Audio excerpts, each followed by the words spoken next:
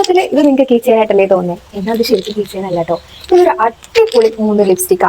Shade കണ്ടിട്ടും തന്നെ ഞാൻ മേടിച്ചത് ഇതിന്റെ ഭംഗി കണ്ടിട്ടാ. അപ്പൊ നമുക്കിത് ഓരോന്ന് ട്രൈ ചെയ്ത് നോക്കിയാലോ. ആദ്യം നമുക്ക് ഈ ഒരു പീച്ച് തന്നെ ട്രൈ ചെയ്യാം. കാരണം എനിക്ക് ലിപ്സ്റ്റിക്സിൽ എപ്പോഴും പീച്ച് കൈൻഡ് ഓഫ് ഷെയ്ഡ് ഭയങ്കര ഇഷ്ടം. അപ്പൊ നമുക്കിതൊന്ന് ട്രൈ ചെയ്ത് നോക്കിയാലോ. ഇതാണ് ഈ ഒരു ലിപ്സ്റ്റിക്കിന്റെ ഷെയ്ഡ് വരുന്നത്. നല്ലൊരു പീച്ച് കൈൻഡ് ഓഫ് ഷെയ്ഡാണ്. ഒരു ഫെയർ ടു ഒരു മീഡിയം സ്കിൻ ടോൺ മാത്രം ട്രൈ ചെയ്യാം. കാരണം എന്തായാലും ഒരു മീഡിയം സ്കിൻ ടോൺ തന്നെ ഇത് ചെറിയ രീതിയിൽ വാഷ് ഔട്ട് ചെയ്യുന്നുണ്ട്. അപ്പോൾ ഡാർക്ക് സ്കിൻ ടോണിൽ ഇത് അത്ര സ്യൂട്ട് ആവും തോന്നുന്നില്ല. നമുക്ക് നെക്സ്റ്റ് ഒന്ന് ട്രൈ ചെയ്ത് നോക്കാം. ഇതിന്റെ സ്മെല്ല് നമുക്ക് ഏതോ ഒരു പണ്ടത്തെ ഒരു മിഠായിയുടെ ഒക്കെ ഒരു സ്മെല്ല് എനിക്ക് വലിയ ലൈക്കായില്ല.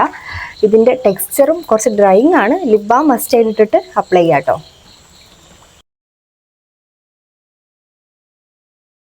ഈ ഒരു ഷെയ്ഡ് നല്ല ബ്യൂട്ടിഫുൾ ആയിട്ടുള്ള ഒരു ഷെയ്ഡാണ്. എനിക്കൊരു beautiful pink brown kind of ഷെയ്ഡാണ്. നമുക്കൊരു ഫംഗ്ഷൻ ഒക്കെ ഇട്ടിട്ട് പോകാനായിട്ട് അടിപൊളി ഷെയ്ഡാണ്. ഇതും നല്ല രീതിയിൽ ട്രാൻസ്ഫർ പ്രൂഫ് ആണ്. ഫസ്റ്റ് കുറച്ച് സ്റ്റിക്ക് ആയിട്ട് ഫീൽ ചെയ്യും. നല്ല രീതിയിൽ ഡ്രൈ ആയി കഴിഞ്ഞാൽ നല്ല രീതിയിൽ ഇത് ലാസ്റ്റ് ചെയ്യും കേട്ടോ. അപ്പൊ ഇനി ലാസ്റ്റ് ആയിട്ട് ഒരു ലിപ്സ്റ്റിക് കൂടെ ഉണ്ട്. നമുക്ക് അതുകൂടെ ഒന്ന് ട്രൈ ചെയ്ത് നോക്കാം. ഇത് ചിലപ്പോൾ എനിക്ക് ഡിസാസ്റ്റർ ആവാൻ ചാൻസ് ഉണ്ട്. കാരണം ഇത് കണ്ടാലേ അറിയാം എന്റെ സ്കിൻ ടോണിന് തീരെ ആപ്റ്റ് ആവാത്തൊരു ഷെയ്ഡാണ്. എന്തായാലും ട്രൈ ചെയ്ത് നോക്കാം. ഞാൻ പറഞ്ഞ പോലെ തന്നെയാണ് ഇത് നല്ല രീതിയിൽ എനിക്ക് എന്റെ സ്കിൻ ടോണിനെ വാഷ് ഔട്ട് ചെയ്യുന്നുണ്ട്. നല്ല രീതിയിൽ ഫെയർ ആയിട്ടുള്ള ആൾക്കാർക്ക് ഇത് നല്ല രീതിയിൽ സ്യൂട്ട് ആവും. ഒരു ഡെയിലി വെയർ ഒക്കെ ആയിട്ട് യൂസ് ചെയ്യാം.